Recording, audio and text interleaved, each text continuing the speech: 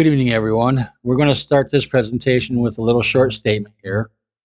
What we're doing here is not geared toward any particular political status, nor any other particular group of people. It's geared for everyone, we the people, regardless of how far to the left or how far to the right we may be, because it's important that everyone have a good understanding of how this has all been used against us. So with that said, let's see if we can go ahead and get this on this road. Oh, I'm sorry, excuse me. Okay, so this is the next set of legal definitions for the words that matter.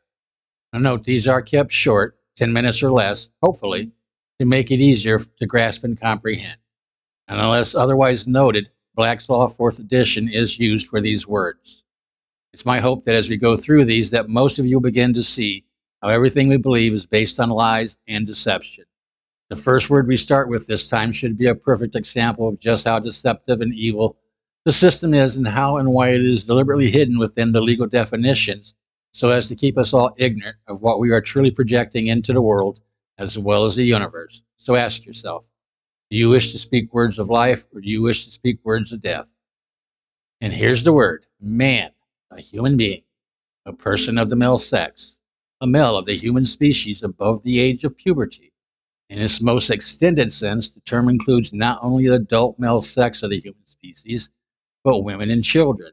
In feudal law, a vassal, a tenant, a feudatory, an Anglo-Saxon relation of lord and man was originally purely personal and founded on mutual contract.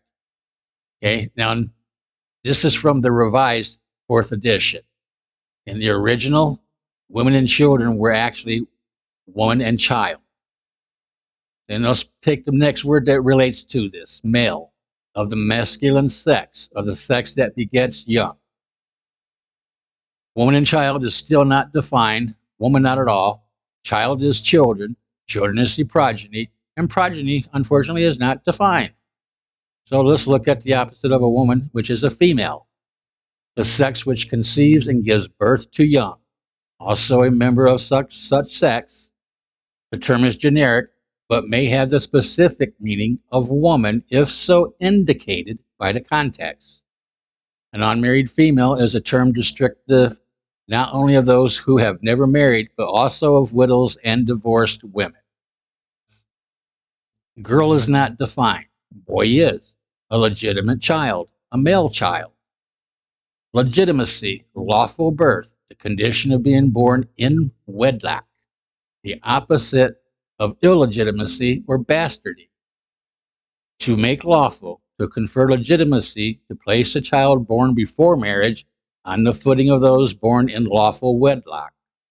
Legitimate, adjective, that which is lawful, legal, recognized by law, or according to law as legitimate children. Legitimate authority, lawful power, legitimate sport or amusement. Oh, real or genuine, legitimation. The making legitimate or lawful that which was not originally so, especially the act of legitimizing the status of a bastard. The legitimation of a bastard by the subsequent marriage of his parents. At this point, it takes some real thought to tie this all together into just how deceptive it is. There is more that plays into all this, including the birth certificate, but this is also a good place to stop so all of you can think about how it may come together without having any information overload. And it's time now again, I beg of all of you who see this, that if it has in any way proven to be of any benefit in helping you to see how deceptive the word magic is, then please share this across all your social media platforms. But even more important is please, if you have any family and or friends in the other countries, share this with them and ask them to help spread the information with everyone they know. Also, I ask that all of you please join and follow my YouTube and Rumble channels so we can begin to get some momentum going on this. Last but not least, please keep me in your prayers that the research trial that I will be a part of proves to be fruitful and proves to be a benefit to us all. We thank you from the bottom of my heart. Remember, you're all in our prayers as brothers and sisters in Christ. With that said, I believe we should probably go ahead and end it at this point in time. I think we're pretty close to the mark. And I thank all of you again. Prayers and blessings to all of you.